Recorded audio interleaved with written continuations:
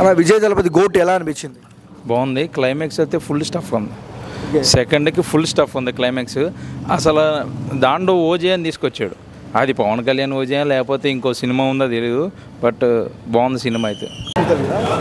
Bro ఎలా ఉంది cinema? Bro ఎలా అనిపించింది? పర్లేదన్న, బాగుంది. ఓకే, ఎలా అనిపించింది? బాగుందన్న. అంటే బోర్ కొడుతుంది అంటారు? ఫస్ట్ హాఫ్ ఏం లేదు, సెకండ్ హాఫ్ మొత్తం చాలా బాగుంది. బాగాలేదన్న.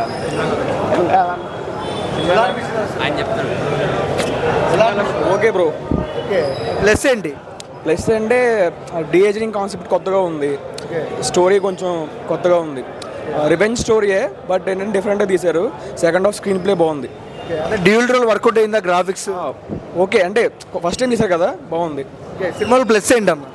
ప్లస్ అంటే డిఫరెంట్ స్టోరీ, అంటే డిఫరెంట్.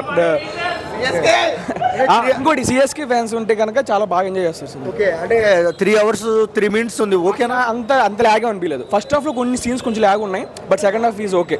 దళపతికి హిట్ పడినట్టేనా?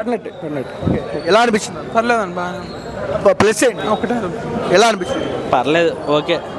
క్లైమాక్స్ వరకు చూడాల్సిందే. క్లైమాక్స్లో వచ్చే పేరులతో సహా అక్కడ వచ్చే కిక్ ఇంకెక్కడ రాదు. క్లైమాక్స్లో వచ్చి గోట్ వర్సెస్ ఓజీ అని వచ్చింది. దానికి సస్పెన్స్ ఏంటి, లేకపోతే దాంట్లో క్యారెక్టరా, ఇక్కడతో మూవీ అయిపోలే. పార్ట్ 2 ఉన్నట్టే చెప్తున్నాడు. ఖచ్చితంగా అది ఉందనుకుంటున్నాను.